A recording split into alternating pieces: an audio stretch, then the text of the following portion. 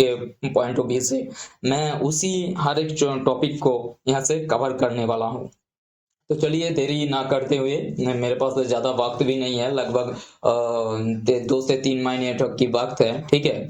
तो इस 2-3 महीने के वक्त में मैं इंग्लिश और quant reasoning as well as हर एक एग्जाम के लिए हर एक टॉपिक को कवर करेंगे, और उसके बाद जो रिजल्ट आएगा वो भी आप लोगों के सामने पकड़ के तुलेंगे, ठीक है।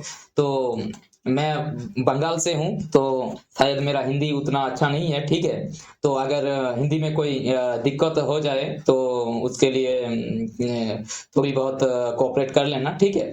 लेकिन हाँ, नॉलेज में ज़्यादातर अच्छा ही होगा और बहुत अच्छा होगा। तो चलिए सबसे पहले हम लोग इंग्लिश की शुरुआत करते हैं। तो ये वीडियो मैं उस पर्पज के लिए बना रहा हूँ कि इंग्लिश अगर किसी को कोई भी नहीं आता है ना, ठीक है, अगर उसको सिर्फ इंग्लिश के ये प्लेलिस्ट और ये वीडियो लेक्चर देख लेगा तो उसको हर एक इंग्लिश की हर एक टॉपिक बहुत अच्छे से याद आ जाएगा और वो बहुत अच्छे से समझ चुके जाएगा, ठीक है। तो सबसे पहले इंग्लिश के बारे में हम लोग बात करने वाले हैं। तो इंग्लिश कहाँ से शुरुआत होती है, ठीक है। मैं और ज्यादा बेसिक चीजें में आने वाला हूँ, ठीक है, और जीरो लेवल से मैं बिल्ड करना चाहता हूँ। अगर इंग्लिश किसी को कुछ भी नहीं आ रहा है फिर भी ये लेक्चर से देख लेना, उसको इंग्लिश आ जाएगा। तो सबसे पहले इंग्लिश को हम लोग कहाँ से इंग्लिश बिल्ड करेंगे, तो इंग्लिश को हम वहां से बिल्ड करेंगे जहां से अल्फाबेट शुरू होती है। अल्फाबेट, अल्फाबेट का मतलब तो आप सभी को सब पता है, ABCD जो अल्फाबेट होती है, ठीक है। यहां से हम लोग इंग्लिश को एकदम एडवांस लेवल एडवांस लेवल तो रीच आउट करेंगे, ठीक है। तो बात आती है सबसे पहले इंग्लिश के बारे में। इंग्लिश शुरुआत होती है जैसे कि अल्फाबेट, पहले तो ये शुरुआत होती है सेंटेंस से। सेंटेंस सेंटेंस सेंटेंस क्या होती है, ठीक है। जैसे कि सेंटेंस होती है collections of words. Collections of words लेके क्या करती है, अगर जब बहुत सारे वर्ड एक पास पास बैठ के एक लाइन बना चुके होते हैं, ठीक है, और कुछ लाइन का कुछ मीनिंग निकल के आती है, तभी इसको बोला जाता है कि सेंटेंस, ठीक है। जैसे कि he is a good boy, ठीक है। यहाँ पे देखो, यहाँ पे ही एक सब्जेक्ट इज विभाग, और यहाँ पे मेन वर्ब के लिए भी ये यूज हो रहा है, और ये पूरा का पूरा ऑब्जेक्ट है, ठीक है। तो यहाँ देखो ही एक वर्ड है, ठीक है, इज भी एक वर्ड है, ए भी एक अल्फाबेट, और जिसका एक ही अल्फाबेट के बहुत मीनिंग होती है, ठीक है। उसके बाद आ जाती है गुड, ये भी एक वर्ड है, बॉय ये भी एक वर्ड है। तो मैं और भी इसको क्या करते हैं, ओपन कर रहा हूं, ठीक है। जैसे कि वर्ड किसको कहते हैं, इस सेंटेंस तो मैं बता दे रहा हूं। Sentence it is a collection of words which have a great meaning। ये कलेक्शन ऑफ वर्ड होती है, ठीक है। बहुत अच्छे से एक मीनिंग होती है। तो आप जा चुके हैं हम वर्ड की तरफ पे, ठीक है। वर्ड कहाँ कहाँ होती है, ये सेम चीज होती है। वर्ड होती है कि कलेक्शन ऑफ अल्फाबेट, जब बहुत सारा अल्फाबेट पास पास बैठ के एक वर्ड बनती है, ठीक है। तो it is a collection of alphabet, collection of alphabet. जब collection of alphabet come together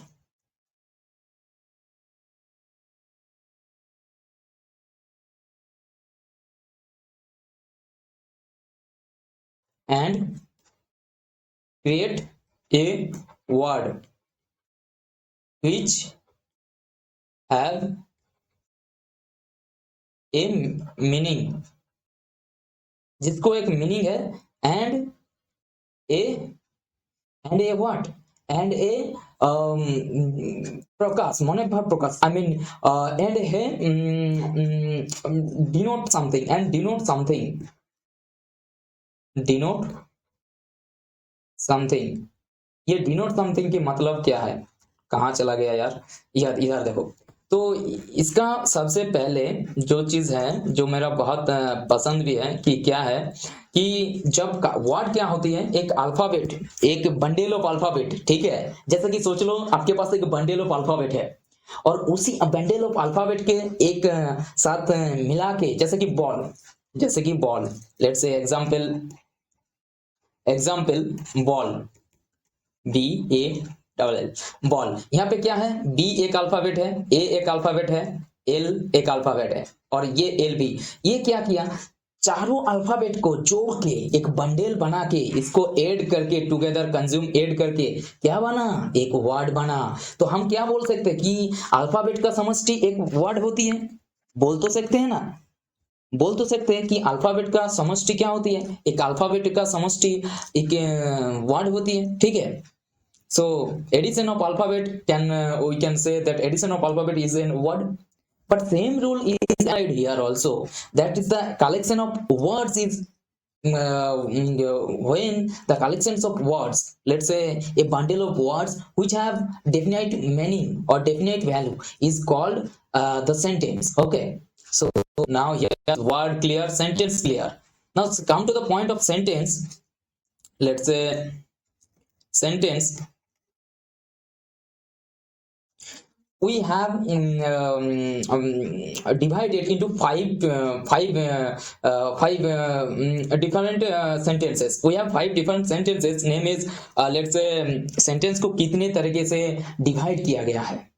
जैसे कि हम लोग भी कुछ बातें बोलते हैं जो वाक्यों, सेंटेंस का मतलब है वाक्यों, ठीक है। हम जिस वाक्यों में बातें करते हैं, हम लोगों को, बहुत सारे लोगों को पता ही नहीं रहता है कि वो किस सेंटेंस के अंदर ये बातें कर रहा है। तो हम लोग क्या करेंगे, इस वीडियो के अंदर हम लोग क्या वही समझने वाले हैं कि ये सेंटेंस किस तरीके का है और इसका कितना प्रकार है।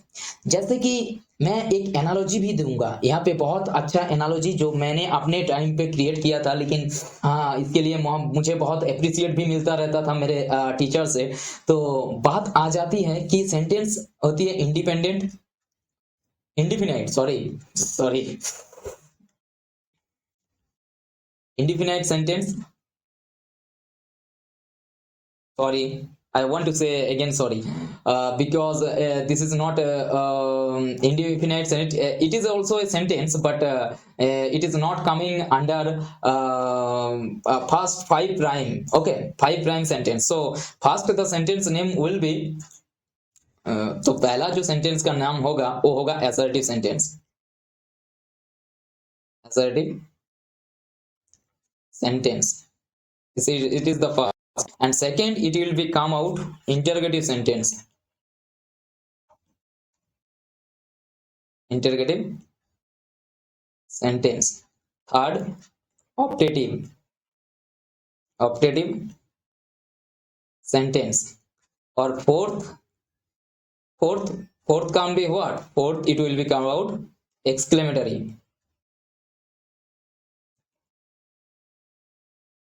and fifth will be assertive or imperative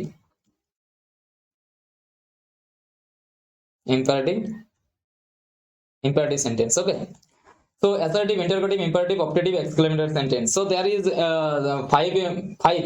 इसको हम एक एनालॉजी की तरफ से सोचेंगे। मानो कि ये मेरा हाथ है, ठीक है, ये मेरा हाथ है जिसका 5 उंगलियां है, ठीक है, 5 उंगलियां। जिस तरीके का मैं अपने दोस्तों में फेमस हो चुका था कि मैं पढ़ाने का जो अच्छी लॉजिक में मैं पढ़ाता हूं, तो उसके लिए मैं एनालॉजी की तरफ से मैं अपने दोस्तों में भी फेमस था, अभी भी हूं, ठीक है। तो ये मान लो मेरा हाथ है जिसको आप एक सेंटेंस समझ सकते हो।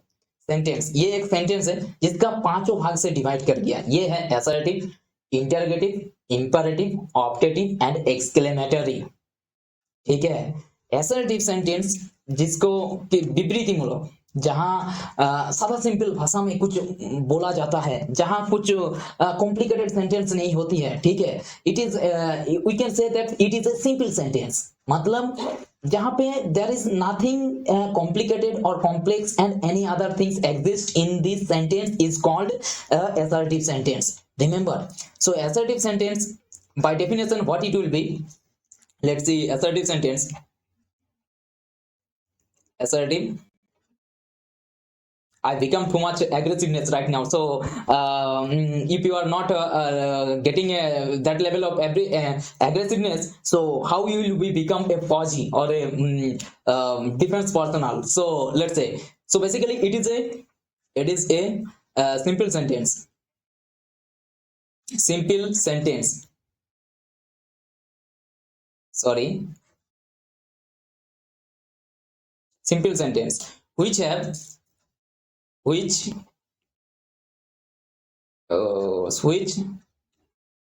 does not have any complicated,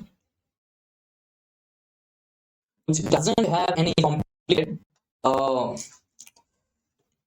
meaning or definition. इसका मतलब क्या है? एक ऐसा सेंटेंस जो बहुत सिंपल होती है, जिसके पास ना ही कोई कॉम्प्लिकेटेड मीनिंग रहती है और ना ही इसका पास कोई अच्छे ज्यादा कॉम्प्लिकेटेड डेफिनेशन रहती है। बस ऐसा ही तुम अपने आप से समझ लो, ठीक है। जैसे कि एग्जाम्पल, इसका एग्जाम्पल क्या होगा? एग्जाम्पल, ही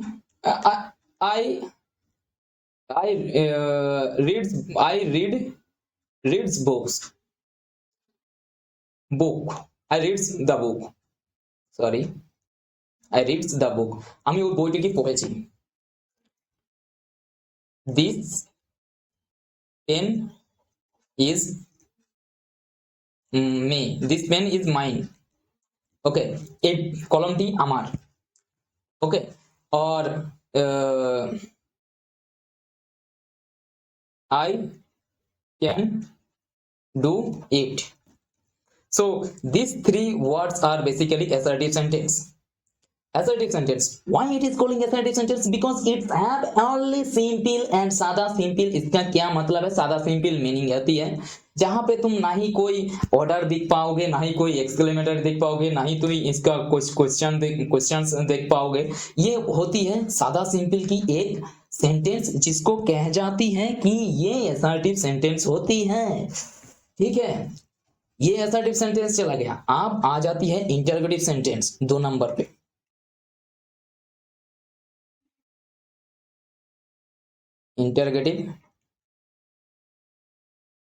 इंटरोगेटिव सेंटेंस, ये इंटरोगेटिव सेंटेंस क्या होती है?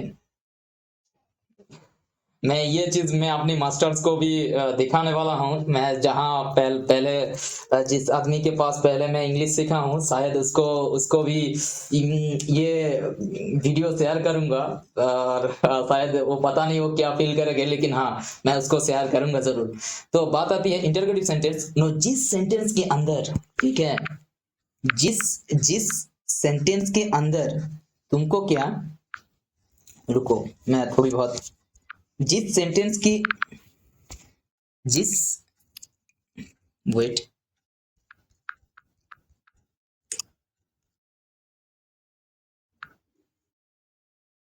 ठीक है, तो चलिए कनेक्टेड ही है अभी तक।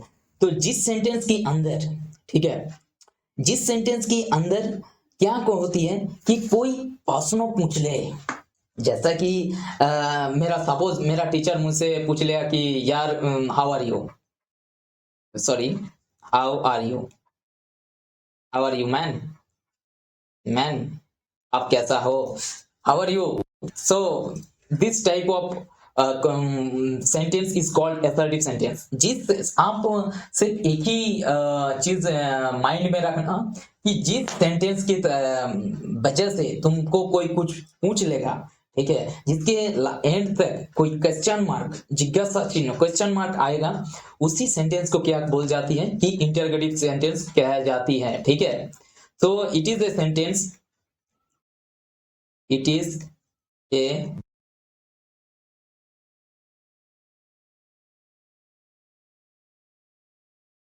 remark or question, and sorry, and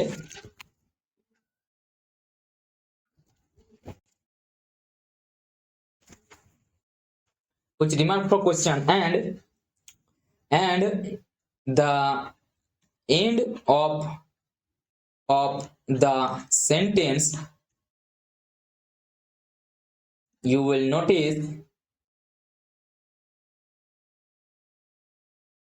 a question mark. इधर गया यार, एक क्वेश्चन मार्क, ठीक है। सो ये सेंटेंस क्या होती है, इंटरगेटिव सेंटेंस बन गया अब, ठीक है। ये सेंटेंस इंटरगेटिव सेंटेंस बन गया है। तो इससे पहले कि ये सेंटेंस क्या सेंटेंस था, अगर जब ये इंटरगेटिव सेंटेंस बन गया है, ठीक है, तो उससे पहले ये क्या, ये कोई सेंटेंस ही नहीं था, ये इसका कुछ एग्जिस्टेंस ही नहीं था, क्योंकि उससे पहले कुछ क्या सेंटेंस, मैं कुछ सेंटेंस नहीं बनाया था। जैसे कि यही एक सवाल को देखो, जिसकी असर्टिव सेंटेंस के अंदर है, इसको अगर मैं इंटरगेटिव सेंटेंस के अंदर ले आऊं तो क्या होगा कि आई कैन डू इट, मैं ये कर सकता हूं, ठीक है, ये असर्टिव के अंदर है, एसर्टिव के अंदर है। इसको हम जब इंटरगेटिव में कन्वर्ट करेंगे तो क्या लिखेंगे, कैन आई डू इट, क्या मैं इसको कर सकता हूं, इंटरगेटिव हुआ ना, वेरी वाह। ये चीज मुझे भी रिवीजन करने के बाद में, मेरा एक टीचर है शुभंकर मुखर्जी, जिन्होंने मुझे इस तरीके का पहली बार किसी टीचर ने मुझे बोला था, ठीक है, तो मैं उसका नाम हमेशा लेता हूं। तो चलिए by the way let's move on. तो ये एक असर्टिव इंटरगेटिव सेंटेंस के बारे में शायद आपको क्लियर हो चुका होगा, अभी फिर भी नहीं हुआ तो मैं और एक बात मैं बता दे रहा हूं कि इंटरगेटिव सेंटेंस वो सेंटेंस होती है, ठीक है, जिस सेंटेंस के अंदर क्या होती है, रुको मेरा जो कनेक्टिविटी है ना वो थोड़ी बहुत गलत हो रहा है। जिस सेंटेंस के अंदर सिर्फ और सिर्फ सवाल पूछने के लिए व्यवहार किया जाता है, जिस सेंटेंस को तुम कुछ पूछोगे यार, उसी सेंटेंस को इंटरगेटिव सेंटेंस बोला जा सकता है। अब मेरा सेटअप उतना अच्छा नहीं है, इसलिए कभी कभी कोई म्यूट हो सकती है, तो कोई बात नहीं, चलो मूव ऑन करते हैं, ठीक है। उसके बाद रुको यार,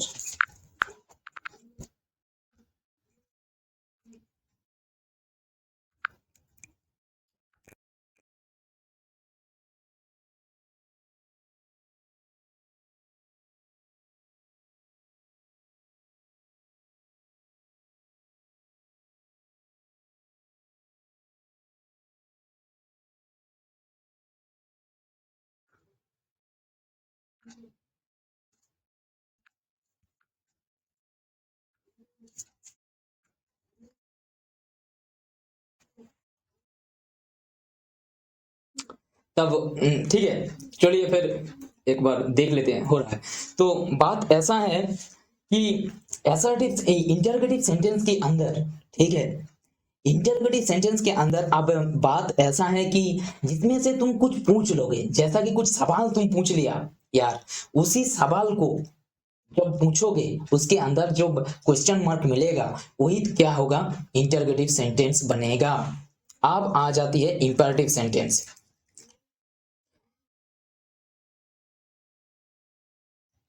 इंपेरेटिव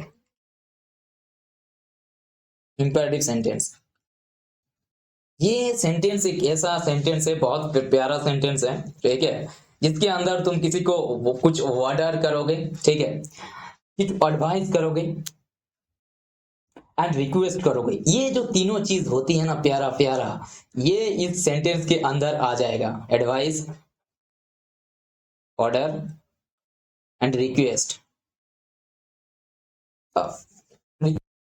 ये मैं कब पढ़ा हूँ, जब मैं क्लास 10th के अंदर था, आज से लगभग 7 साल पहले पढ़ा है, अभी भी याद है। तो ये सेंटेंस एसआरटिव के से थोड़ी बहुत हटके है, लेकिन ये दिखा सकता है एसआरटिव की तरह, लेकिन ये हो नहीं सकता। इसका मीनिंग आइदर एडवाइस के अंदर होगा, आइदर ऑर्डर की तरह होगा, आइदर रिक्वेस्ट की तरह होगा। समझे हो मेरे बात?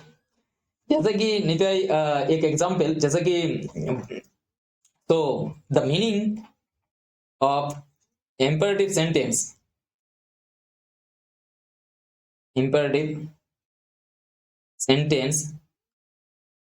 is basically the meaning is order, advice, request। Basically ये तीनों चीज जिस सेंटेंस के अंदर समझाई जाती है या फिर मीनिंग्स प्रकाश किया जाता है, उसी सेंटेंस को बोला जाता है इंपैरेटिव सेंटेंस। जैसे कि एडवाइस्ड एक वर्क हार्ड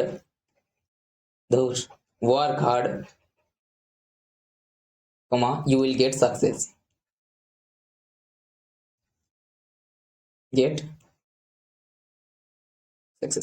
हार्डवर्क करो तुम्हें सफलता पाई जाए। What is calling this is? This is calling that advice. It is calling advice. मैं एक बहुत अच्छी चीज भी बताने वाला हूँ, ठीक है। बहुत अच्छी चीज मैं क्या बताने वाला हूँ कि मानो कि जैसे कि एक एडवाइस और ऑर्डर के अंदर एक बहुत प्यारा सा मीनिंग है जिसके अंदर, लेकिन मैं वो बताना चाह रहा हूँ, ठीक है। मेरा हिंदी, इंग्लिश और बंगाली तीनों मिक्स होके अपने मेरे अंदर से निकल आ रहा है, ठीक है।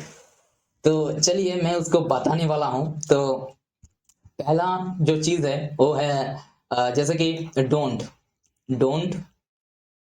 रन इन द सन। ये क्या है? ये मुझे ये क्या है? ये असर्टिव है, ये इंटरगेटिव है, ये इंपेरेटिव है, या फिर सॉरी ये एडवाइस। इस सेंटेंस के अंदर क्या बुझाना चाहता है? एडवाइस बुझाना चाह रहा है या फिर ऑर्डर की मीनिंग प्रकाश किया जा रहा है, या फिर कोई रिक्वेस्ट बुझा रहा है? रिक्वेस्ट तो ये हो नहीं। ये क्या बता रहा है? Don't run in the sun not सन।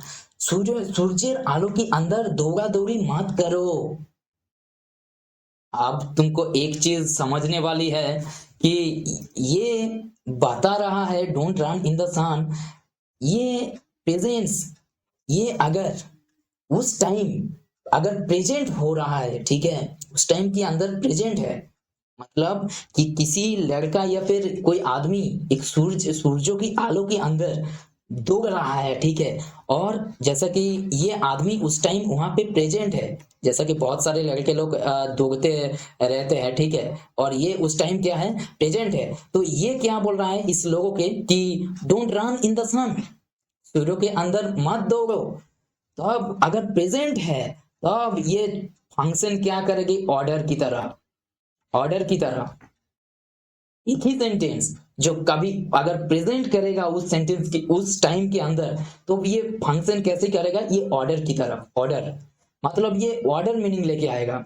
जैसे उसी प्रकार ये इंसान मिसिंग रहेगा किसी घर के अंदर, जलट से एक घर है, ठीक है, एक घर है जिस घर के अंदर मैं छवि में उतना अच्छा नहीं हूँ, लेकिन हाँ मैं कोशिश कर रहा हूँ। इस घर के अंदर है ये इंसान, ठीक है, और ये किसी एक अदर को क्या बोल रहा है कि एडवाइस दे रहा है। ये अब रनिंग नहीं कर रहा है, ठीक है, रनिंग नहीं कर रहा है, ये रनिंग नहीं कर रहा है इन द सन। तो ये क्या बोल रहा है कि डोंट रन इन द सन। इस टाइम ये क्या हुआ? ये एडवाइस की तरह ये क्या करेगा? अपने जो मीनिंग है वो प्रकाश करेगा, ठीक है। ये एडवाइस की तरफ अपनी मीनिंग प्रकाश करेगा। ये उस टाइम एडवाइस की तरफ यूज होगा, ठीक है, उस सेंटेंस को एडवाइस दे। तब आप मुझे ये बताओ, अब मुझे ये बताओ कि सर सर जी मास्टर तो ये इट इज पेपर के अंदर लिखा है कि डोंट रन इन द सन, ठीक है, रन इन द सन। तो हम आप इसको क्या माने, क्योंकि मैं तो एक शिक्षक विद्यार्थी हूं और मैं इसको एग्जाम में देख लिया कि ये लिखा है, और इसको जांच करने के बोल दिया कि ये असर्टिव सेंटेंस है या फिर इंपेरेटिव है या फिर ऑप्टेड, सॉरी, ये फिर एडवाइस, रिक्वेस्ट और ऑर्डर कौन सा है। तब तुम क्या करोगे, तब जब ये नहीं होगा तब इसको इसको क्या, इसको एडवाइस, एडवाइस के अंदर ही लाना होगा। क्यों लाना होगा, क्योंकि उस इंसिडेंट को अभी घटित नहीं हो रहा है, इसीलिए ये एडवाइस की तरफ इसका झुकाव रहेगा। आपको मैं बता दिया, आप समझ चुके होंगे कि असर्टिव इंटरगेटिव, सॉरी, असर्टिव के अंदर क्या हुआ, इंटरगेटिव के अंदर क्या हुआ, इंपरेटिव के अंदर जाके एडवाइस में क्या हुआ, ऑर्डर में क्या हुआ। अब आ जाती है रिक्वेस्ट। रिक्वेस्ट अभी भी हम लोग कहाँ पे है, इंटरगेटिव की सेंटेंस के अंदर ही है, अभी निकाला नहीं, सेंटेंस को अभी पूरा नहीं हुआ है, ठीक है। तो चलिए, रिक्वेस्ट कहाँ क्या होती है, रिक्वेस्ट है जब तुम कुछ काम करने के लिए अक्षम हो, ठीक है, वो काम करने के लिए तुमके पास तुम्हारा सामर्थ्य नहीं है, ठीक है, किसी का हेल्प लेना होना पड़ता है, तभी आ जाती है रिक्वेस्ट। हर एक आदमी, ये ह्यूमन की टेंडेंसी है, रिक्वेस्ट सुनना बहुत पसंद करती है, ये बात सच है। तुम अगर किसी किसी को कुछ ऑर्डर कर दोगे तो वो डिनाई कर देगा, लेकिन हाँ, उसी ऑर्डर को तुम अगर रिक्वेस्ट फॉर्म में बोलोगे ना, तो वो आदमी ये डिनाई नहीं कर पाएगा। तो जैसे कि please give me the book, जैसे कि मेरे साथ बहुत बार होता है कि मैं किसी को मेरा किताब शायद बेंच से गिर गया, या फिर टेबल से गिर गया, या फिर पेन गिर गया, या फिर मेरा बॉटल मेरे से बहुत दूर है, तो मैं ये वर्ड यूज करता हूँ कि प्लीज यार गिव मी दिस बॉटल, या फिर give me this pen, give me this book, give me the book, ऐसा करके। लेकिन गिव मी द बुक, ये ऐसा क्या बोला, गिव मी द बुक। अगर ये प्लीज को मैंने हटा दिया यार, जैसा कि ये प्लीज को ये प्लीज को जैसे कि यार रुको, ये प्लीज को शायद मैंने, ये प्लीज को यहां से मैंने जैसे कि ये प्लीज को मैंने हटा दिया और क्या बोला कि गिव मी द बुक, ये क्या होगा, ये ऑर्डर की तरह बिहेव करेगा, ठीक है। तो जब ये ऑर्डर की तरह बिहेव करेगा तो वो तो डिनाई भी कर सकता है, ठीक है, वो नहीं बोलेगा नहीं दूंगा यार, जा। लेकिन अगर तुम ये प्लीज वर्ड अपने सामने लाने पाओगे, तब ये रिक्वेस्ट फॉर्म में होगा। तो प्लीज हम तभी यूज करते हैं जब हम लोग उस काम को करने में असक्षम है, ये बात सच है। लेकिन नहीं करना चाहते, असक्षम नहीं है, नहीं करना चाहते हैं, ठीक है, किसी का हेल्प लेना चाहते हैं, किसी से कुछ मांगना चाहते हैं, किसी से काम कराना चाहते हैं, तो उसके अंदर की क्या होती है कि हम लोग ये प्लीज, ये रिक्वेस्ट फॉर्म का यूज किया जाता है। सो ये सेंटेंस और भी एक एग्जाम्पल से बहुत अच्छे से समझेंगे। से please please give me a glass of water, मुझे एक ग्लास के अंदर अच्छे से लेके पानी पानी दो, ठीक है। तो मैंने अगर किसी से पानी मांग लिया, तो ये एक रिक्वेस्ट है, लेकिन इसके अंदर से अगर मैंने क्या किया, मैंने इस प्लीज को हटा दिया यार, प्लीज को हटा दिया, तब इस सेंटेंस को किस तरीके का बिहेव करेगा, तब इस सेंटेंस को बिहेव करेगा कि ये एक ऑर्डर की तरह, और ऑर्डर कोई नहीं सुनना पसंद करता है, ठीक है। तो एनालॉजी से कैसा लग रहा है कि ये,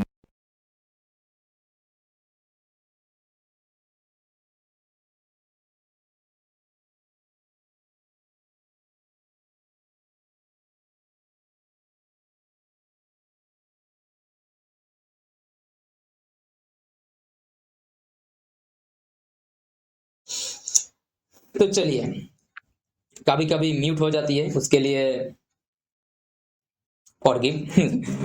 तो चलिए, तो बात ऐसा है कि एसआरटी भी समझ में आया, इंटरगेटिव भी समझ में आ गया, इंपरेटिव के अंदर जो ऑर्डर है, एडवाइस है और रिक्वेस्ट है, ये तीनों चीज समझ आ चुकी होगी, क्योंकि मैंने इसको बहुत रिलेट करके करके बताया है, जैसा कोई भी नहीं बताएगा। ये रियल लाइफ के अंदर रिलेट करके करके अगर तुम पढ़ोगे तो जिंदगी भर नहीं भूल जाओगे। और ये चीज मैंने एक टीचर से सीखा हूँ इंग्लिश का, जो मेरा लाइफ के अंदर लास्ट फिनिशिंग दे दिया है उन्हीं ने। तो अब आ जाती है ऑप्टेटिव सेंटेंस। ऑप्टेटिव सेंटेंस, इस सेंटेंस के अंदर जो कामना, वासना या फिर प्रार्थना, क्रिया बुझा मतलब समझाया जा सकता है, उसी सेंटेंस को क्या बोला जाता है कि ऑप्टेटिव सेंटेंस है। ठीक है, ऑप्टेटिव सेंटेंस उसको कहा जाता है जिसके अंदर कुछ कामना, वासना, प्रार्थना करा बुझाई। मतलब इसमें के अंदर जैसे कि हिंदी तो जैसे कि एग्जाम्पल की तरफ हम ले सकते हैं कि रियल लाइफ एग्जाम्पल, जैसे कि मेरा हर कोई आदमी क्या बोलते हैं, God bless you, God bless you, मतलब भगवान तुमको क्या करे, मंगल करो तुमको, good luck, good luck, good luck बोलते हैं ना, जब तुम एग्जाम सेंटर के अंदर एंट्री लेती हो तो तुमको गुड लक क्या देती है कि तुम्हारा कोई टीचर लोग हो या फिर तुम्हारा घर वाले भी कोई भी है, गुड लक या फिर बोल देती है। तो ये क्या सेंटेंस है, ये तो है कामना, कामना, गुड लक, ये भी कामना है होता है। ठीक है, और recover soon, recover very soon, very soon, मतलब ये क्या होती है, तुमको शायद कुछ इलनेस हो गया है, जैसे कि मेरा ये 3 नंबर का एग्जाम्पल है, तुमको शायद बहुत बड़ा इलनेस हो गया है। ठीक है, मतलब तुमका शरीर कोई दिक्कत हो गया है और तुमको क्या चाहिए, मेडिसिन, मेडिकल ट्रीटमेंट चाहिए। तो अब तुमको क्या बोल रहा है, रिकवर, खूब जल्दी शुरू माने उस रोग से मुक्ति ले लो, जिसको कह जाती है कि वासना करा पूछाता है कि मेरे बारे में तुम कुछ अपने अंदर से निकाल रहे हो, इसको कह जाती है वासना करा बुझाए। ठीक है, वासना बुझी समझा जाता है। ठीक है, उसके बाद आ जाती है प्रार्थना करा, प्रार्थना करा, जैसे कि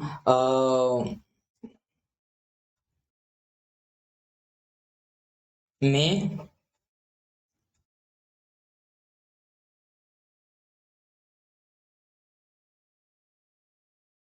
गॉड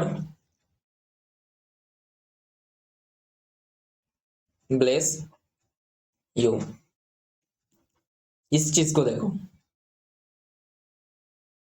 ये एक प्रेयर टाइप की है, प्रेयर, प्रे, प्रे, ठीक है, जिसके अंदर तुम ईश्वर से प्रार्थना करना चाहते हो, किसके बारे में, मे गॉड ब्लेस यू, भगवान तेरा मंगल करा, तेरा मंगल करे, तेरा मंगल करे। तो ये एक प्रकार की प्रेयर है जो वासना प्रार्थना को समझाया जा रहा है। ठीक है, इस सेंटेंस के अंदर, जिसके बाद ओके, तो यही एक सेंटेंस है, यही जिसके अंदर कुछ कामना, वासना, प्रार्थना करा समझाया जाता है, उसी सेंटेंस को क्या बोला जाता है कि वो एक ऑप्टेटिव सेंटेंस है। ठीक है, अब आ जाती है एक्सक्लेमेटरी सेंटेंस, इसके अंदर बहुत सारे हम लोग एक्सरसाइज करेंगे। ठीक है, उसके बाद बहुत अच्छे से समझ आएगा, तो आप लिख सकते हो। उसके बाद आ जाती है एक्सक्लेमेटरी सेंटेंस, एक्सक्लेमेटरी सेंटेंस, ये एक ऐसा सेंटेंस है, मैं इसको ज्यादातर क्या बोलते हैं लिख नहीं रहा हूं, इसको तुम अपने दिमाग के अंदर, खोपड़ी के अंदर घुसा लो कि जिस सेंटेंस के अंदर कुछ आवेग, पहली बात तो है कुछ आवेग, कुछ इमोशन, ठीक है, कुछ क्या बोलते हैं उसको, कुछ सैड इमोशन इमोशन जैसे कि दुख दर्द तकलीफें, इस तरीके का चीज जिस सेंटेंस के अंदर समझाया जाता है, जैसे कि alas, alas he lost the game, ठीक है। हाय से एग्जाम में से খেলাটি হেরে গেছে, অথবা यहीं पे एक और exam, hurray we have won the match, on the match or game, on the game, hurray আমরা খেলাটা জিতে গেছি, ঠিক আছে, আমরা খেলাটা जीते গেছি।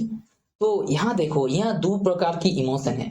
तो जहां पर भी तुमको ऐसा दिखने को मिलेगा कि जहां कुछ दुख दर्द तकलीफे ऐसा कुछ चीज दिखाई दे रहा है सेंटेंस के अंदर, ठीक है, कुछ आवेग कुछ दुखो इस तरीके का चीज दिखाई दे रहा है, तो उसी सेंटेंस को क्या किया जाता है, क्या बोला जाता है कि वो एक्सक्लेमेटेड सेंटेंस है। और एक चीज जो चीज इस सेंटेंस के अंदर तुम नोटिस करोगे, वहां पे एक एक्सक्लेमेटर की नोटेशन तुमको देखने को मिलेगा उस सेंटेंस के अंदर। उसी सेंटेंस क्या है, एक्सक्लेमेटरी सेंटेंस होती है। तो हम लोग के पहले क्या किया, हम लोग सेंटेंस वर्ड समझे, ठीक है, वर्ड समझे, सेंटेंस समझे, अल्फाबेट समझे, सेंटेंस कितनी प्रकार की होती है वो भी मैंने बता दिया कि ये जो हाथ की तरह है ना, ये पूरे के अंदर ये पूरे हाथ एक सेंटेंस है, ठीक है। इसके सेंटेंस के कुछ भाग है, जैसे कि पांचों उंगली की तरफ आपको एनालॉजी से लेना होगा, जैसे assertive sentence, interrogative sentence, imperative, optative and exclamatory sentence. Assertive के सेंटेंस के अंदर मैंने बहुत अच्छे से यहाँ से बता दिया कि असर्टिव सेंटेंस क्या होती है, ठीक है। असर्टिव सेंटेंस को ऐसा सेंटेंस जो बहुत सादा सीधा होती है, ठीक है। उस सेंटेंस की मैं जैसे कि मैं चल रहा हूँ, मैं चल रहा हूँ, मैं मैंने हमें चलছি, ठीक है, मैं चल रहा हूँ, तो ये एक सेंटेंस भी असर्टिव सेंटेंस क्या आती है। इंटरोगेटिव सेंटेंस कुछ भी सवाल पूछ लो, ये इंटरोगेटिव सेंटेंस होती है जिसके अंदर क्वेश्चन मार्क देखने को मिलेगा। और इंपेरेटिव सेंटेंस के अंदर तुमको ऑर्डर, आदेश, उपदेश, अनुरोध, इस तरीके का चीज देखने को मिलेगा, इस तरीके का। तो ये जो चीज है ये भी केवल इंपेरेटिव सेंटेंस के अंदर ही आएगा, ठीक है। जैसे कि और एक बात, बहुत अच्छी बात है कि सॉरी, मेरा जो कनेक्शन है सर्वर की थोड़ी बहुत गलत हो रहा है, गलती हो रही है, कोई बात नहीं।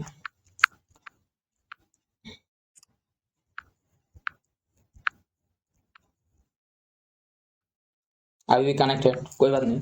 तो ये क्या है, ये एडवाइस, किसी चीज के advice, order and request form में जो समझाया जाता है उसी सेंटेंस को बोलते हैं कि इंटरोगेटिव सेंटेंस। उसके बाद आ जाती है, यहाँ पे मैंने एक थोड़ी बहुत एक एनालॉजी भी दे दिया जो बहुत काम आएगा समझने के लिए। रिक्वेस्ट के अंदर क्या क्या होती है उन्हें मैं बोल दिया। उसके बाद आती है ऑप्टेटिव सेंटेंस। ऑप्टेटिव सेंटेंस तो ये है जिसके अंदर कामना वासना प्रार्थना किया किया जाता है। उसी सेंटेंस को क्या माने समझने के लिए बोला जाता है जिस सेंटेंस के अंदर, वही सेंटेंस ऑप्टेटिव सेंटेंस होती है। आप बचे हैं एक्सक्लेमेटरी सेंटेंस। तो इसके बाद जैसे कि हम लोग टेंस शुरू करने वाले हैं, तो टेंस शुरू करने के लिए सबसे पहले जो चीज चाहिए वो ये टेंस सेंटेंस की नॉलेज चाहिए। सेंटेंस की चलो यार, तुमको यार सेंटेंस की नॉलेज नहीं है तो तुम टेंस कैसे समझोगे, पर टेंस के बारे में कैसे पढ़ाई करोगे, ठीक है। तो इसके बाद हम लोग पढ़ेंगे टेंस के बारे में। और tense parts of speech, sorry यार, ये टेंस तो बहुत बड़ी चीज हो गई है कि सेंटेंस के बारे में पार्ट्स ऑफ स्पीच हम लोग शुरू करेंगे, जैसे कि noun, pronoun, verb, adjective, adverb, preposition, conjunction. यही चीज हम लोग खूब जल्द से जल्द शुरुआत करेंगे। और ऐसा शुरुआत करेंगे कि एफकेट के अंदर जो 0 to 2025 एग्जाम आने वाला है, इससे अंदर मैक्सिमम मार्क्स आ जाए, ठीक है, यही हम लोगों का गोल है और कुछ नहीं है। तो मैं जिस तरीके का पढ़ा रहा हूँ ये बहुत एनालॉजी को लॉजिकली, जैसे कि मैं पहले ही बोल चुका हूँ कि मैं एक फिजिक्स ग्रेजुएट इंसान हूँ, तो हम लोगों को क्या होती है कुछ दुनिया से लॉजिक लॉजिक लेके लेके यहाँ से थोड़ी, यहाँ से थोड़ी, यहाँ से थोड़ी, यहाँ से थोड़ी लॉजिक लेके पढ़ना पड़ता है और उसको समझना पड़ता है। वो ज्यादा दिन रहता है यार दिमाग के अंदर, और ये मैं रट लूं तो ये शायद तुमको नहीं रहेगा अपने दिमाग के अंदर, तो समझ रहे हो। तो चलिए मिलते हैं फिर नेक्स्ट एग्जाम के अंदर, तब तक के लिए जय हिंद।